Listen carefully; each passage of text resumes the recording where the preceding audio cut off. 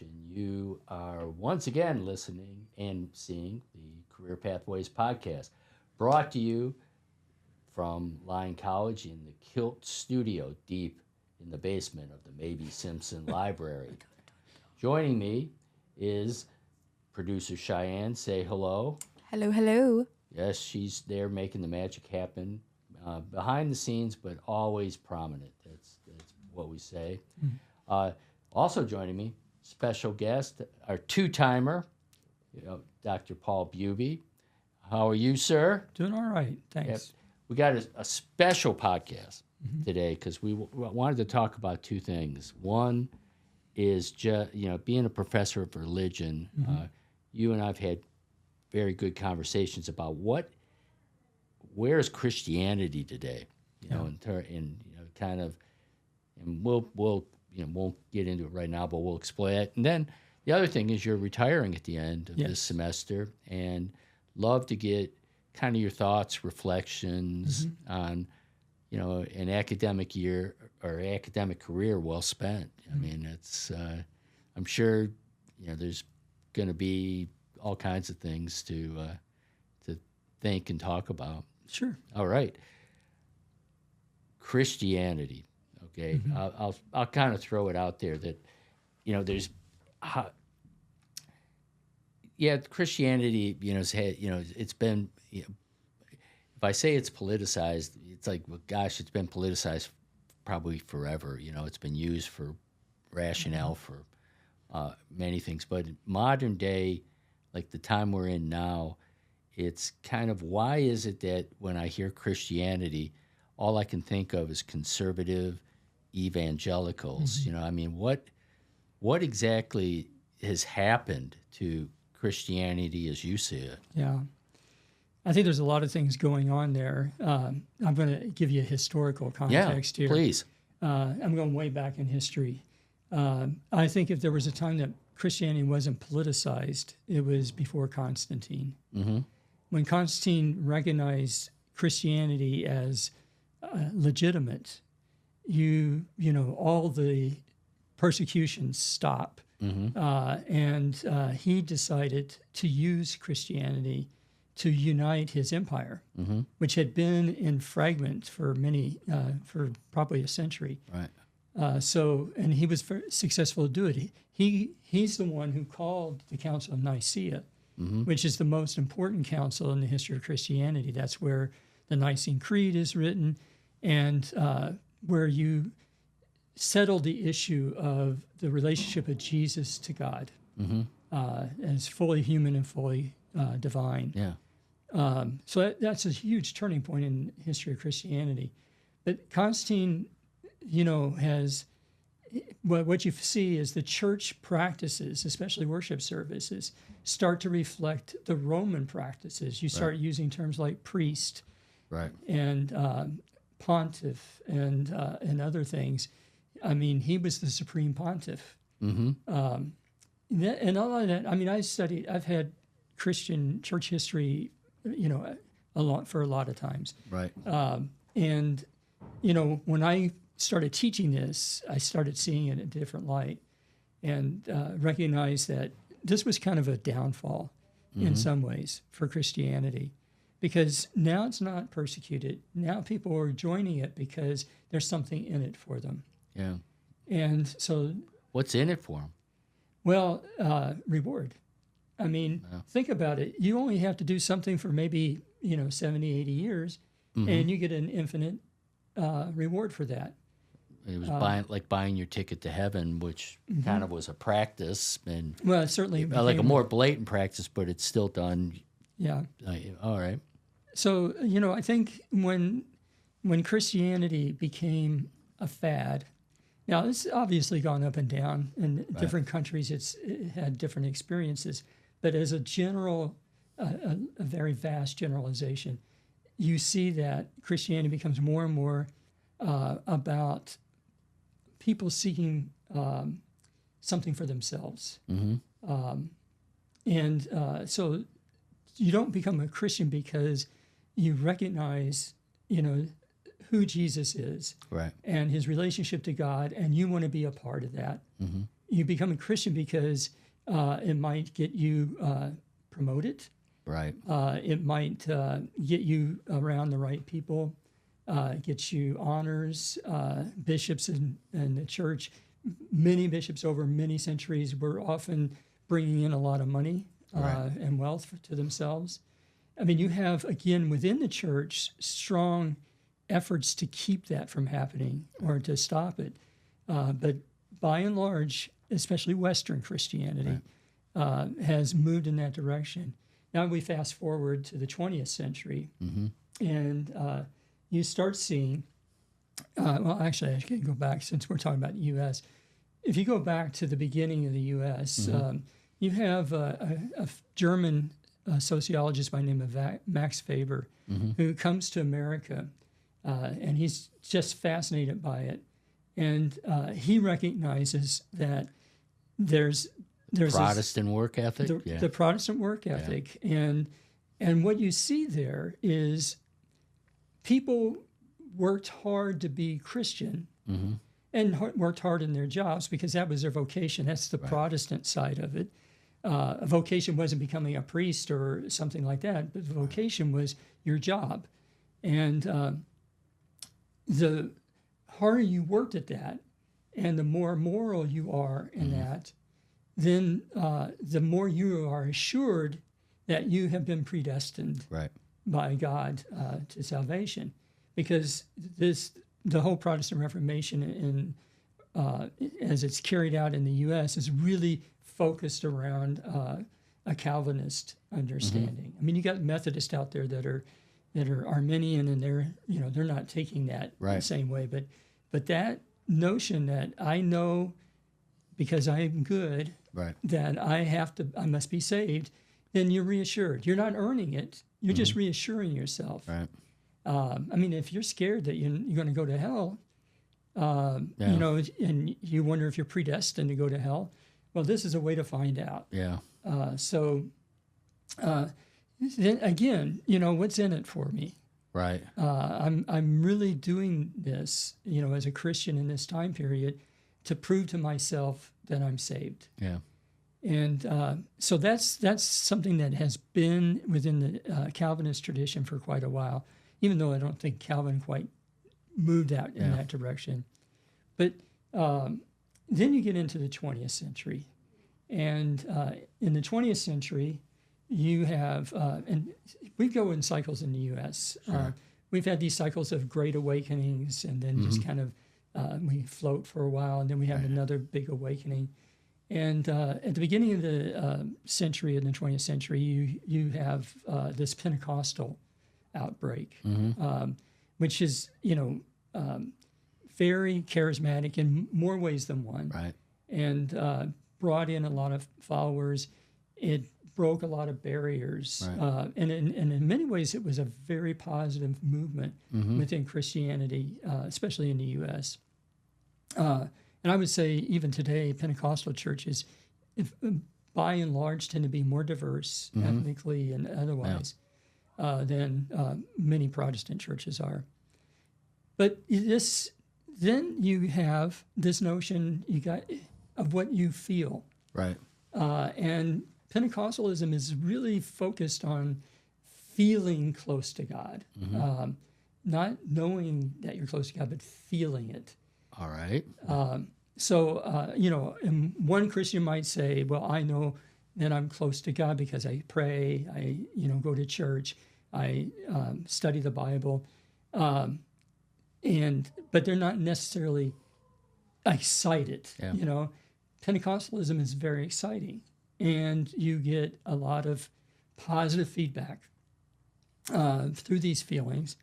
And if you've ever been to a Pentecostal service, they're very, they're rowdy. I mean, people are singing out loud, they're prophesying, they're speaking in tongues. That's what I always associate. I was kind of reluctant to say that, but that's part of the service. And that's speaking in tongues is generally an ecstatic experience. It's a way of you immerse yourself into that sort of focus, that funnel of prayer, You don't know what you're saying, but you feel that it's a positive thing. Is that the Holy Spirit? Yes. Okay. That's the understanding. That's the Holy Spirit. Now,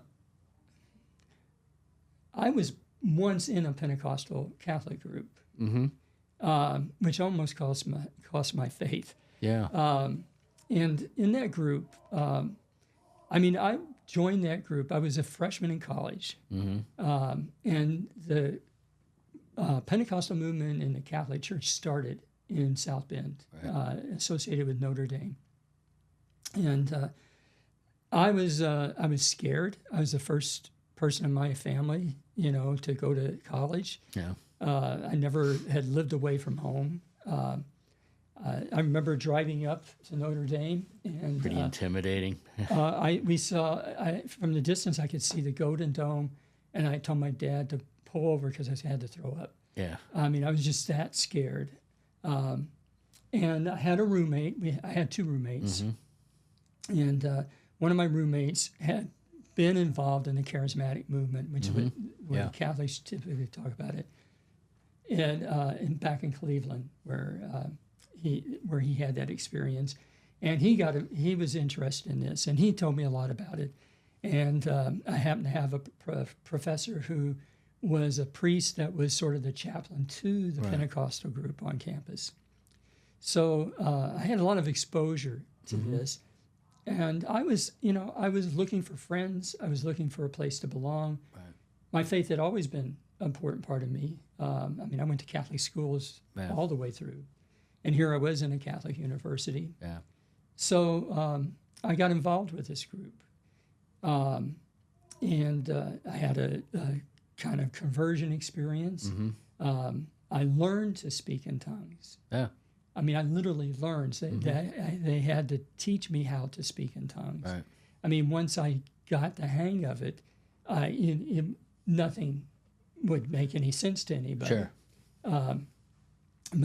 So I was in that, but there was always kind of a distance, and the group that I was part of ended up being broken up because it was becoming cultish. Yeah.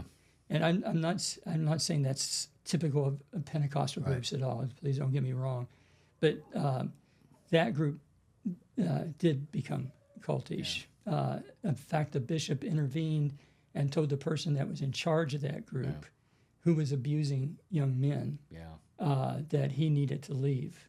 Yeah.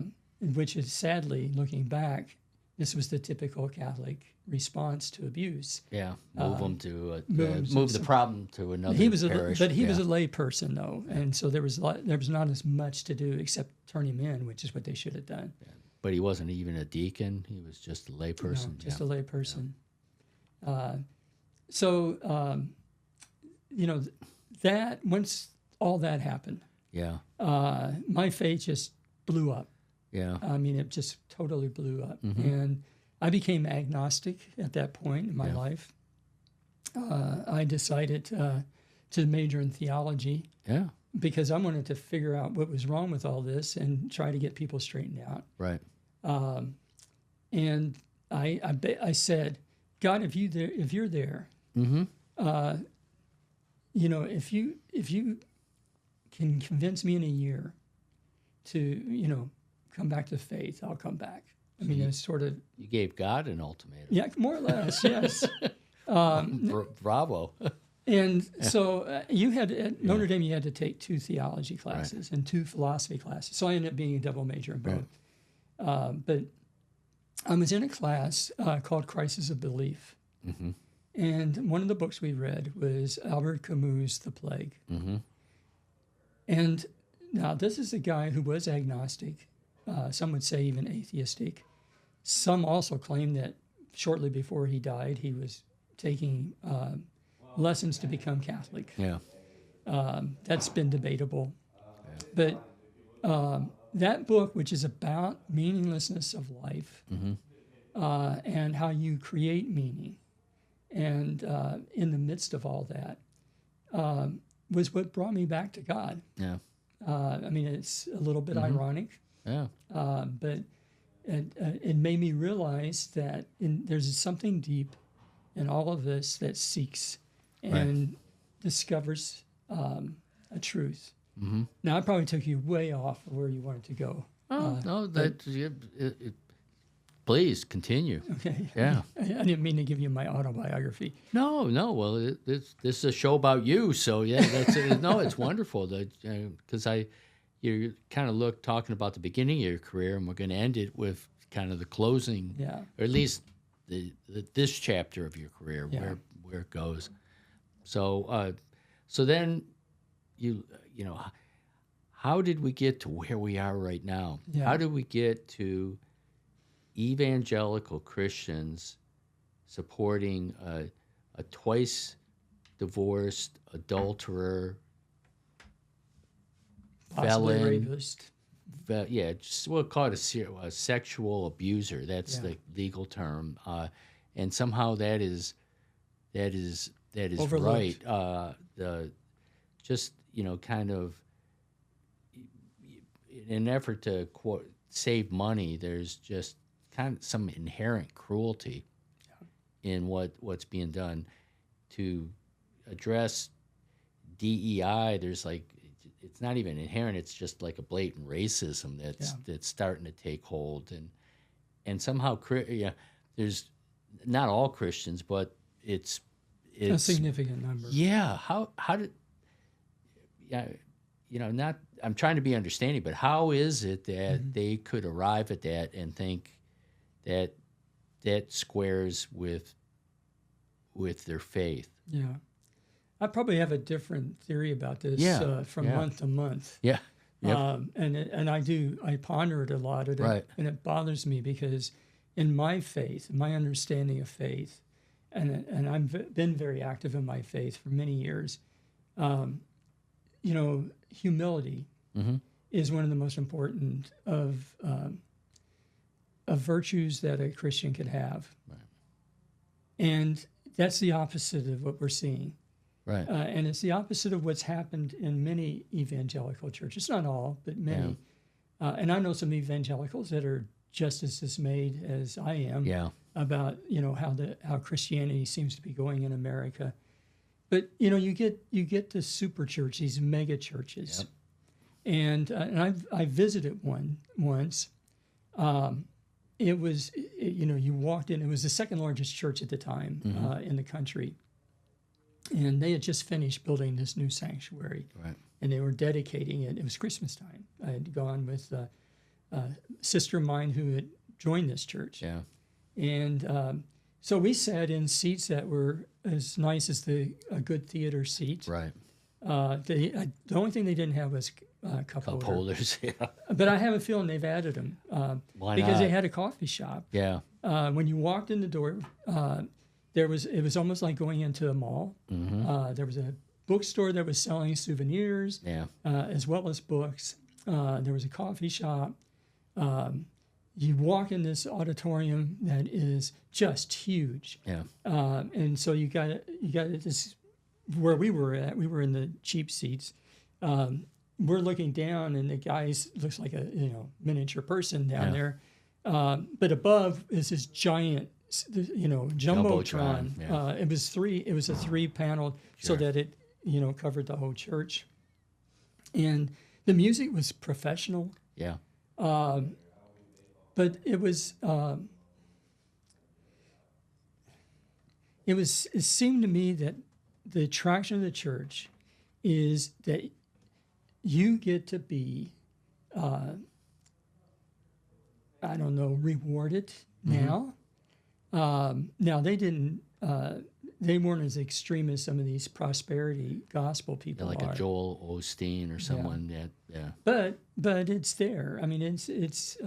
So this was like a Rick Warren type of kind of. Somewhat. Yeah. I'd gone to Rick Warren's church once. It's Saddleback, right? Yeah. Yes, and that was interesting. Yeah, it was. They were not as high tech. Yeah. I mean the technology. Got it. Yeah. Made versus what you saw. Yeah. Yeah.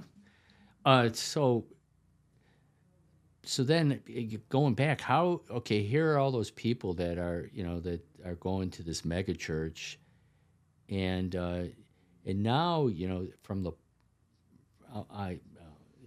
this I guess in their case it's the stage, but the pulpit, there's It's a stage. yeah, the stage is now they're hearing a political message. Yeah, I mean, just back up a tiny bit Yeah, here.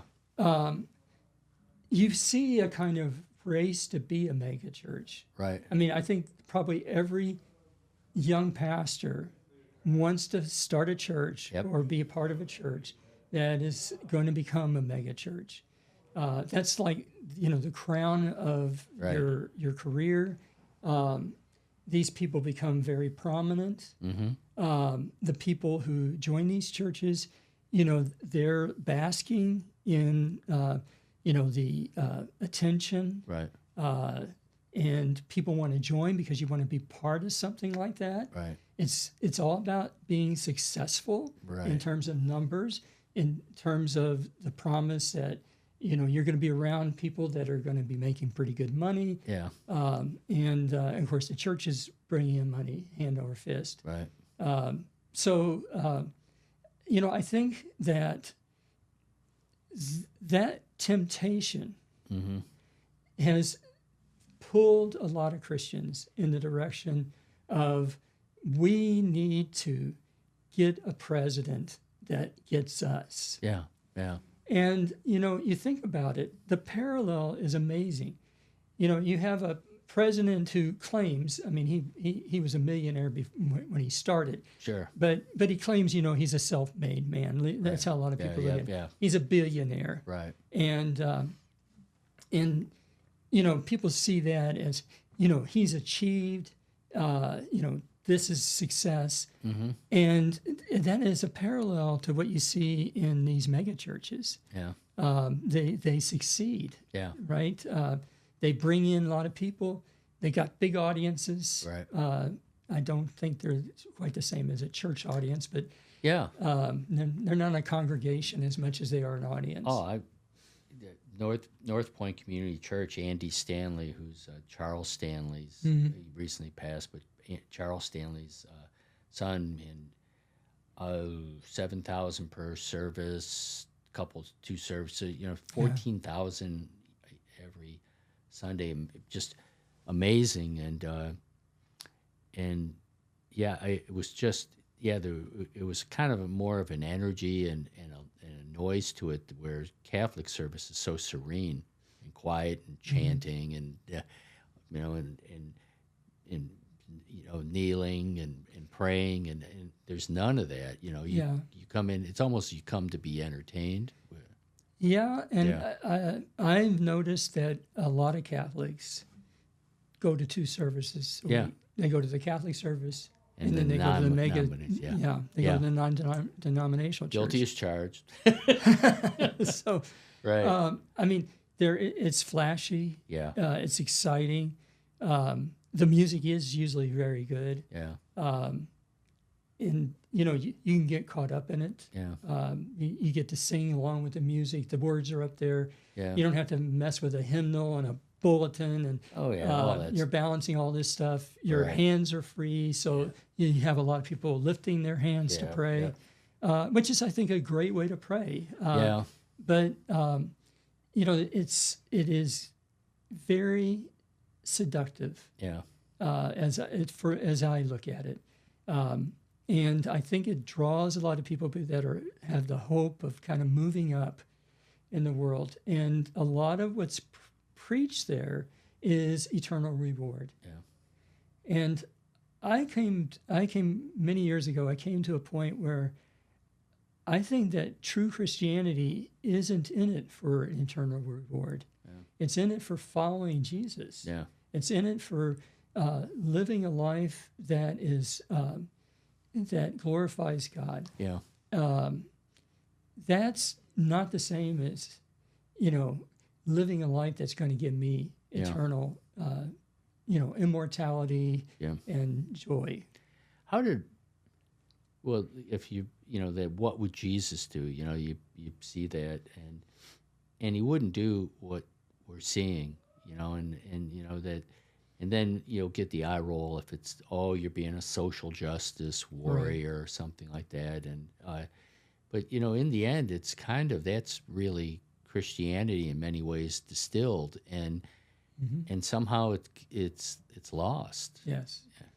I mean, the things that you see about Jesus. One is humility. Yes. One is a deep love for the people at the margins of society. Right. You know, he goes and touches lepers to heal them, which technically would make him unclean. Right. He's touched by a woman that's been on her period for 12 years, which makes him unclean, and he calls attention to that.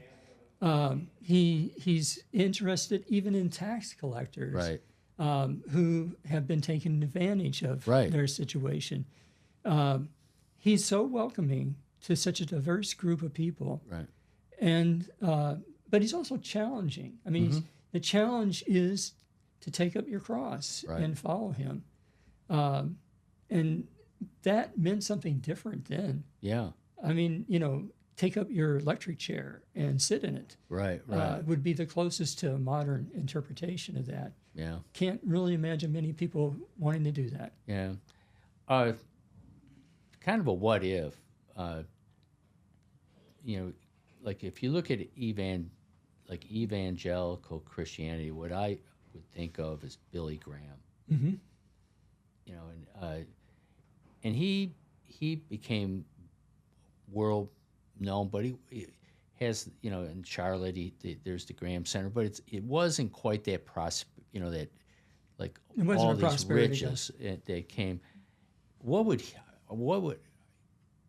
How would he see this? Because I know I'm disappointed. His son thinks everything's fine. I'm sure he's turning in his grave right as we speak. Yeah. And I think that also it points to something, a new kind of problem, and that is sons inheriting their father's churches. Right. And so they may not have I mean, Billy Graham didn't start off in a mega church.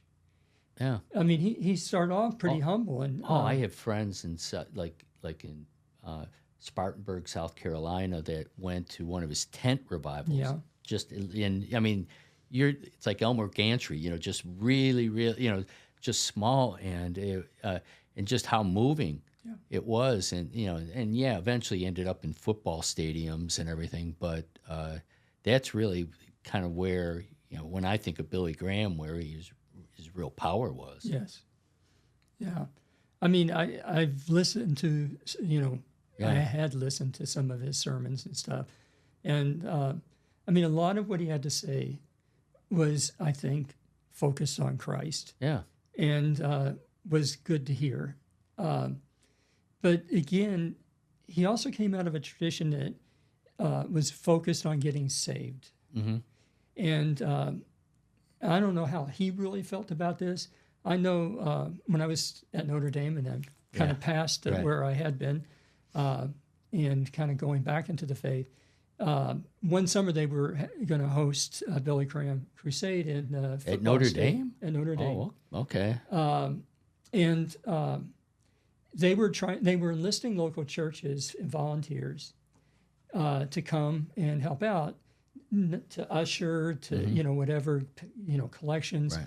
But one of the things they were recruiting people to do is that when Billy Graham called for people to come and give their lives, they would, you know, the reasoning was, look, people are going to be embarrassed.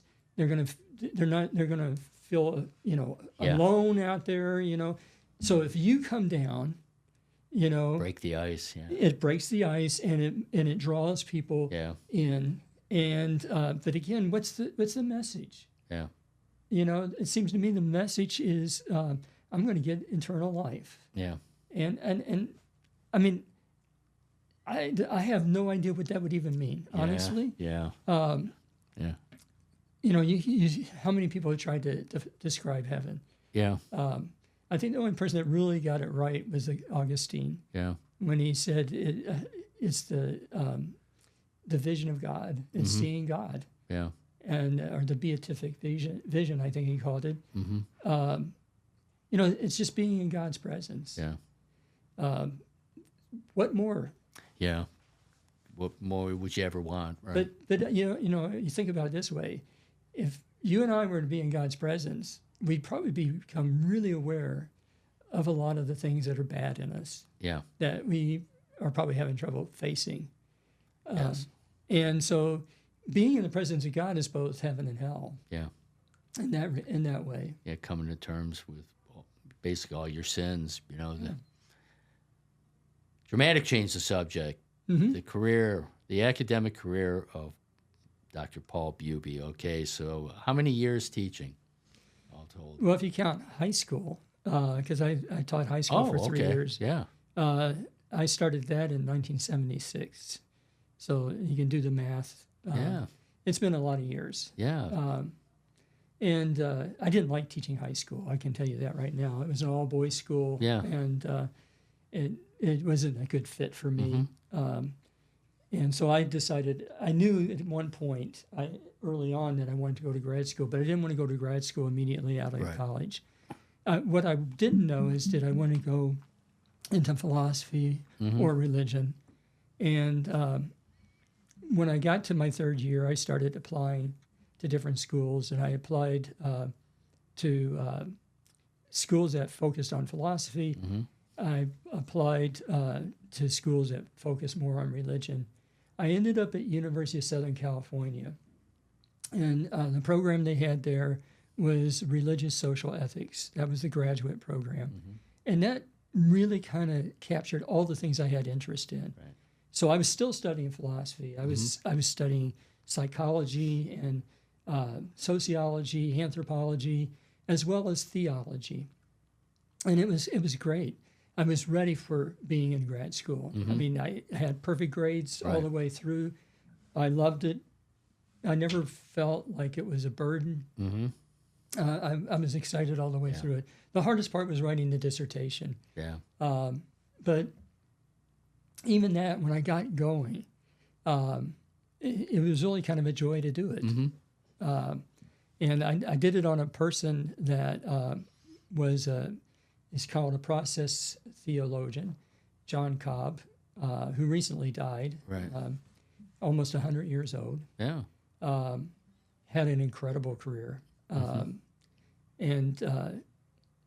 had a real vision of how we understand God, rethinking the way we understand God. So often you hear people say, and this is part of the philosophy that crept into Christianity early on. Right. God never changes. God could do anything, all powerful, and knows everything. Right. Knows future, the past, everything. And process thought, God is not understood that way. So let's start with power. We think of power as somebody that can come in and just make things happen, right? Superman kind of power, or what Cobb would call coercive power. But perfect power isn't coercive. I mean, it takes more power for me to convince somebody that I'm right than it does for me to force somebody to do what I want. And it takes time. Right. But it also respects the freedom of the other person, and it brings us into community. Right. And that's God's power. God's power is persuasive power. So God is understood as kind of a lure, calling us forward. And God doesn't know everything about the future. The future is novel to God too. Now, God made the future possible, and God knows all the possibilities, but God doesn't know exactly what choices we're going to make. Free will. Yeah. The at Southern Cal, was there ever a moment where instead of academia, you thought about the ministry? I've never thought about ministry. I mean, why is that? Let me put it this way. Being a good Catholic boy, I was recruited to go to what they call minor seminary, which is a high school seminary. And I I got kind of creeped out, to be honest, by the way I was being recruited. I suspect that was probably not a good step for a lot of people. Yeah. So I knew I wanted to go to just a college. I also knew that I didn't want to live a life of celibacy. Yeah. That was just not something that I felt was me. Joni's happy. I hope so. And my two daughters are probably very happy too. Yeah. I knew I knew early on that I did not want to become a minister. Even when I became Protestant, I could go into ministry. Right. It's not my thing. Yeah. It's not my gift. I'm not. You could probably tell from this podcast, I'm not a great speaker. Yeah. I have done sermons. The jury's out. Cheyenne, great speaker. Thank you, Cheyenne. That was nice. I know. I think you're underselling yourself. But so at Southern Cal, you get a master's. No, I thought I was going to get a master's. Oh, okay. In Southern Cal, they told me that my advisor said, "Why are you in the master's program? Why'd you put down master's?" And I said, "Well, don't you have to have a master's before you get a PhD?" Yeah. He says, "Not here." Whoa. And he says, "You go straight into the PhD program. You're just wasting your time doing a thesis and then later doing a dissertation." Yeah. And so I skipped it. Now I could have, if I got to the point where it wasn't working out for me after I passed my qualifying exams, I could have said I'm stopping. Yeah. And they would have basically given me a master's degree at that point. So I had to study the things that a person to get a master's degree, but I never did a master's. Wow. I just went straight on to the PhD. And then with your doctorate, you went then to teach high school? No, I taught high school for 3 years before I went to grad school. Ah, got it. And then so now you're moving into a college or university, right? I mean, I was doing adjunct teaching for a couple places while I was finishing my dissertation, and shortly after I finished my dissertation, my first job offer was at a college in Kansas Wesleyan University, which was a good experience. I learned a lot there, and I liked the fact that it was a Methodist institution because I was very involved in the Methodist Church. And but there were a lot of limitations, and I really wanted to do a little bit more in the line of research and writing, and there was no time. Yeah. The amount of work that I had to do was just really ridiculous. So I have a lot of respect, and the pay was awful. Yeah. I have a series of jobs of bad pay, but right. I saw an advertisement after almost 14 years at Kansas Wesleyan. I saw this advertisement for a job here, and it described everything I was doing. Right. They wanted a generalist. I was teaching Bible. I was teaching world religions. I was teaching philosophy of religion. I was teaching ethics. And that's what they were looking for, somebody that could do that. Right. And I came out here in a November day that it was like 70 degrees, and I thought, I just had left Kansas with 32 degrees, and I'm thinking, Kansas is not where I want to be. So they offered me the position.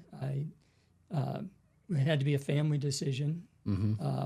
So my youngest daughter was going into third grade, I think, and my oldest daughter was going into ninth grade. Oh, that's tough. Yeah, going. And if they had said we don't want to leave, we wouldn't have. Yeah. But they were both, they were both interested in making a change. Yeah. Finding something new. And Joni also was willing to do that. And I was obviously excited about doing it. And it's been a huge blessing being here. Yeah. My kids found things in their lives that we would have not seen in Kansas. Like what? Well, my oldest daughter went her last 2 years of high school at the ASMSU or whatever it's called now, the Arkansas Science and Arts, and I can't even remember now. ASMSA. I think that's right. So that was down in Hot Springs. Oh, and a couple hours away then, yeah. Yeah, I got live? tired of that commute. Yeah, But it was, she had a good experience. She ended up, she got a lot of science out there, and she actually went to college.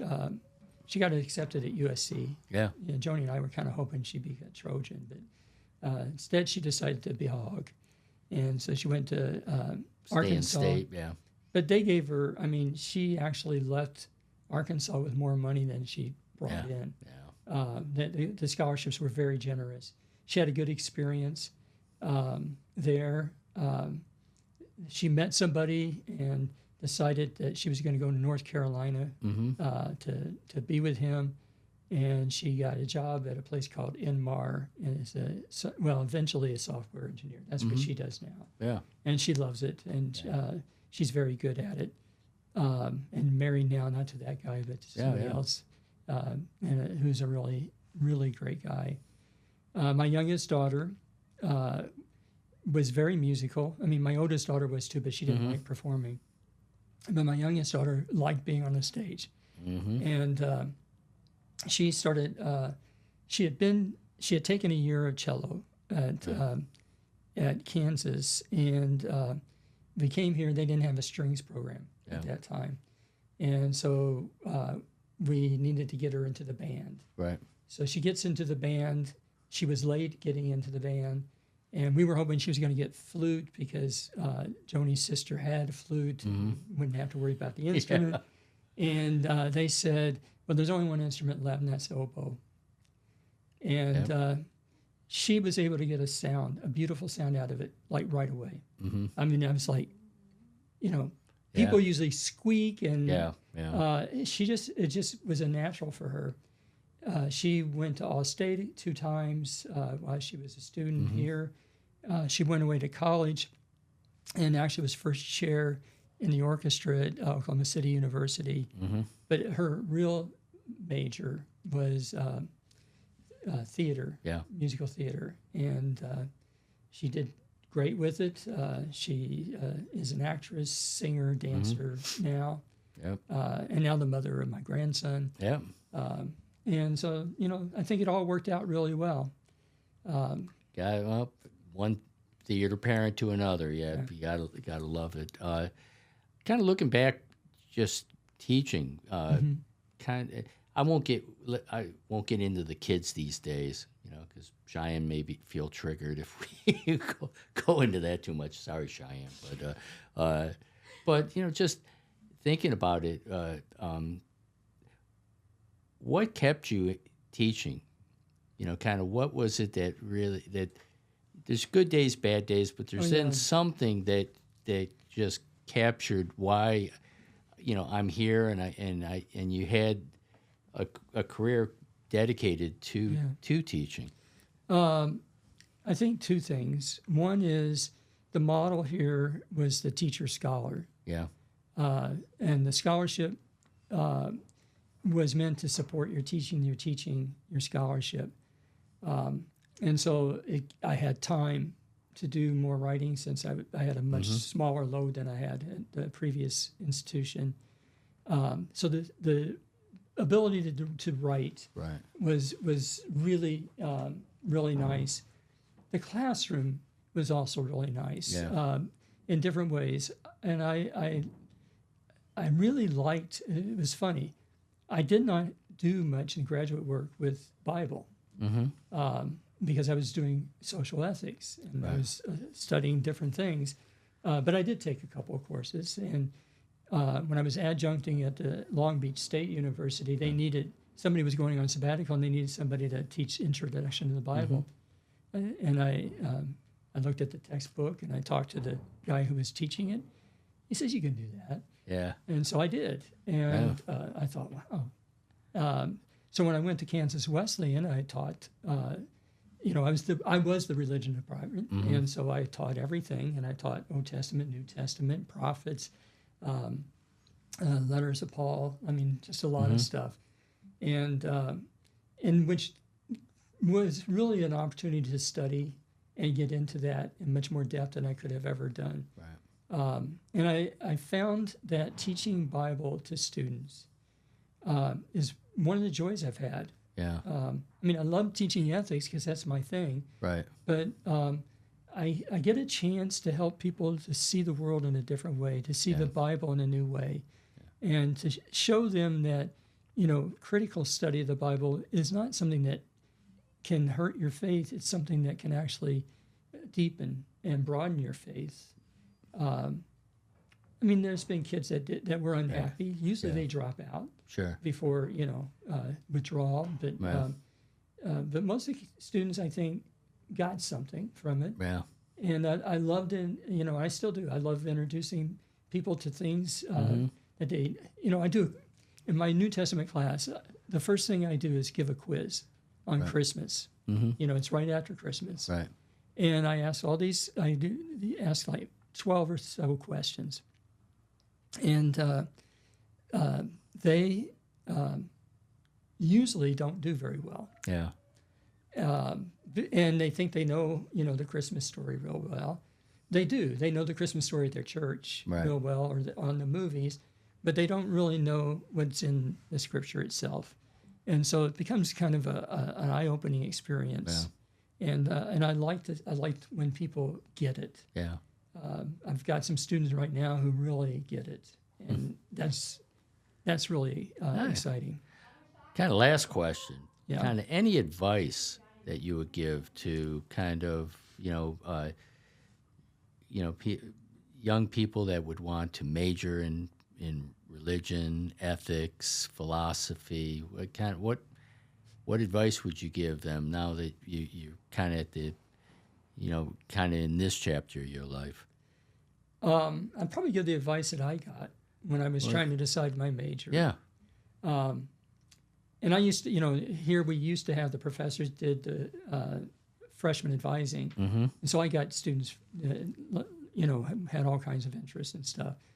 But I took my first semester sophomore year, I took 2 business classes. I took econ and I took management. Those are the only 2 that were still open. And I was in these huge classes. Yeah. But I thought I need to have something that I can, my parents aren't going to feel like they wasted their money on me. And what I discovered is I don't like the kind of things you have to do in management. Yeah. I didn't like that approach. Econ was interesting. I mean, just kind of cerebrally interesting, but it didn't get me excited. So I was talking with some friends. What should I do? I liked English a lot. Yeah. And I liked religion and philosophy a lot. So this grad student happened to wander into our conversation. And he said, you can always get an MBA after you graduate. It doesn't matter what you major in. You can go in that direction. Right. But you might die the day after you graduate. So what would you take? When were you going to study if you knew you were going to die the day after you graduate? I'd take an MBA. Wrong answer. Yeah. I mean, I knew theology. I knew clear. It was theology. Because that was a class that was really that pushed me the most, that really connected to me on a personal level as well as an intellectual level. Right. So that's what I tell my students. I say, choose a major that, really gives you joy, and that if you died the day after you graduate, you wouldn't regret. Oh. Some students are thinking they want to go into ministry, and I say, you don't have to study theology or Bible to go into ministry. In fact, some seminaries don't want you to, I think they're wrong for that, but I understand why they say that. And some will go ahead and major in religion anyway. But if they want to major in religion, I mean, I just, I want to see if they really are excited about Right. it. But a lot of students come out of religion and they go into different fields. Yeah. I've been asked several times to write recommendations for kids going to law school, to law school. That's probably one of the major ones that. Yeah, but graduate school, and then there's obviously the pre-health, with pre-med, which there's been students that not majored but minored in religion. I think that became doctors out of here. It's often a major or a minor that is picked up after they've got the one they want to pursue professionally. Yeah, and that's I'm happy with that. Yeah.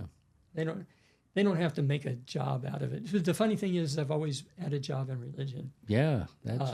But I think I'm kind of unusual that way.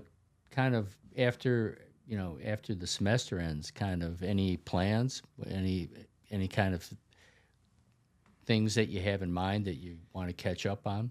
Well, I mean, the big thing is getting to see my grandson more often. Yeah, in Connecticut. New Jersey. Cool. I was in the region. All yeah, right. You're in the right part of the country. But I was asked, "What do you want to do? What do you want to have a party when you retire? What do you want to do?" Yeah. And I'm not really a party person. I said, I'd like to do something with the whole family. Yeah. Maybe go on a cruise to Alaska. So we're going on a cruise to Alaska. Alaska. There you go. All right. I should have said go to Disney World because that's what you normally say, But no. Well, we could get a rager going on in Greek row, for you. Just a thought. Well. Either way, well, Paul, thank you. Thank you. Yeah, this is. We were talking about this for a while, and great conversation. I always love talking with you. Yeah, same here. All right, and I always love talking with our audience, and of course, and Cheyenne's smiling because she knows I'm going to get to her in a moment, but no, I'm going to get to Cheyenne right now. So, thank you for listening to the Career Pathways podcast. We have new episodes every Monday, so please be on the watch, and we'd love to have you obviously watch or listen to us. Love to have you subscribe, and even better if you could write a review. And how many stars should they give that review, Cheyenne? 5. Yep, that's it. Thank you very much. So yeah, if you can do that, that would be great. But where can you find the Career Pathways podcast? Someone has the answer. You can find the Career Pathways podcast on 99.97% of all platforms, the same amount of germs that get killed with Germ-X, supposedly. Yeah, I have it. Yeah, that's pretty definitive. But Yeah. Either way, Paul, thank you again. Sure. It was wonderful, and thank you, our audience, and we just hope you keep with us on the Career Pathways podcast. Take care.